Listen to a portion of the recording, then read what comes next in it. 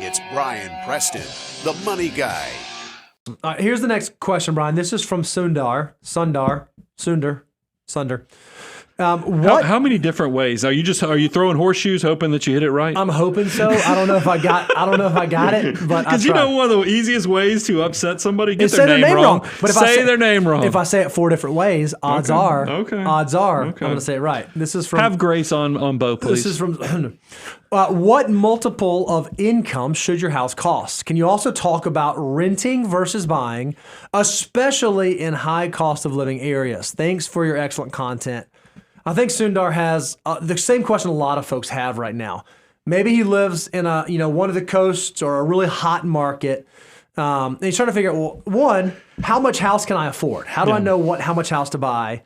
How should I think about renting versus buying? Is there a right thing to do, a wrong thing to do? And then, is it different if I live in a different part of the country than, some other normal part of the country?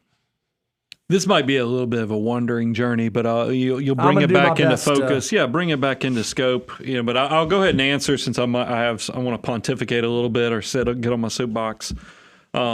Typically, it's 3 times your income. Mm-hmm. I mean, ties into things. I'm willing to concede that these are unique.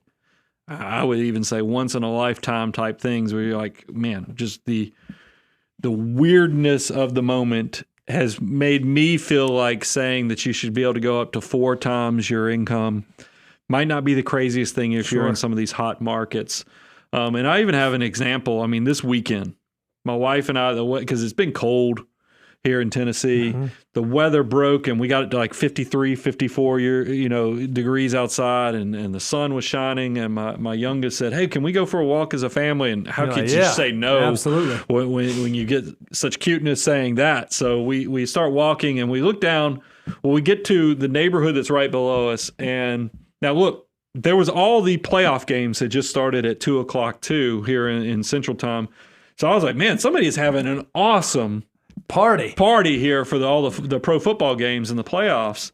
And then I started noticing the lines of people in front of 2 homes that had an open house from 2 to 4. I kid not. This is not an exaggeration. We had 30 cars in the area and they were coming out. You would have thought that somebody was giving away something free the way the cars were piling in. And I was like, oh my goodness, this is for 2 open houses here in the neighborhood. This is how distorted this market is. And when you have all these people, it's going to create a feeding frenzy. And that's when you get the cash buyers, you get no due diligence. So my first advice, I've already given the answer of the multiple, but here's the thing I just want to give. This is going to sound somewhat conflicting, but I think you can use this as a guide to kind of a template to lay over your financial life to figure out how it fits.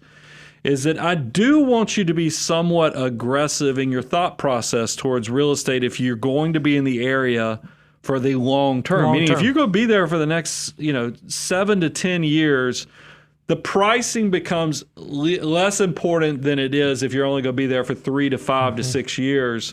But I also want you to understand interest rates are going to have a dramatic impact. I've even talked to Daniel, and you and I have talked about it, Bo, that we need to probably show people the difference of what happens when your interest rate's 3% on your mortgage versus when it's 6 3/4, like my first mortgage rate was when I bought my first house.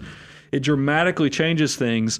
So that's the positive or the nudge to take it serious and to really look at this, especially if you're long-term and you're in a good job like most financial mutants are, and your career trajectory is really good, because I give that encouragement. But here's the cautionary side. If we were doing the T columns with the pros and cons, don't lose your mind.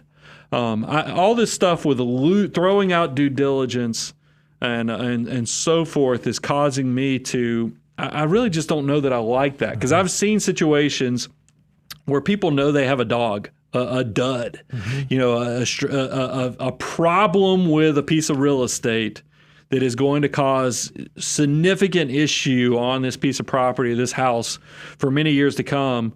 This is the time to unload those doozies. Because it's just the protections. I worry about that. And a lot of us are not buying the land. You're buying the land with the house. Just don't lose your brain, because I think all seasons pass. I mean, I'm old enough now that I've seen bust of real estate. I've seen the boom of real estate. I've seen the same thing with the financial markets. It might seem pretty hopeless right now.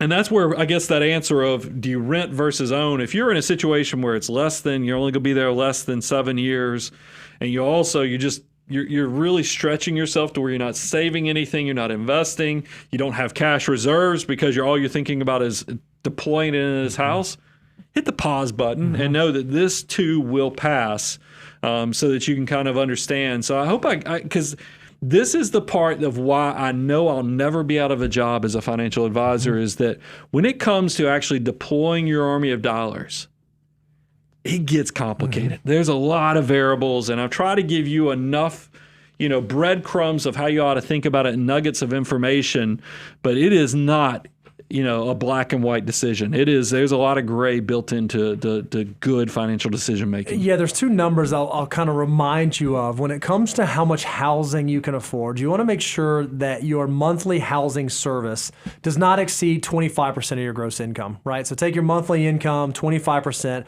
You don't want to go above that amount. Well, so that's like that's like the yellow line.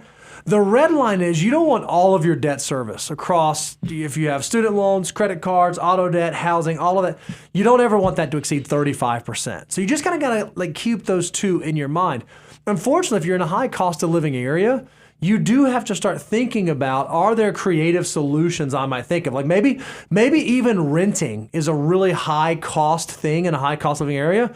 Okay, is there some way that I can get roommates? Is there some way that I can find a cheaper place to rent than a conventional place? If you're buying a house, is there some way I could potentially look at house hacking to try to get the cost down on that?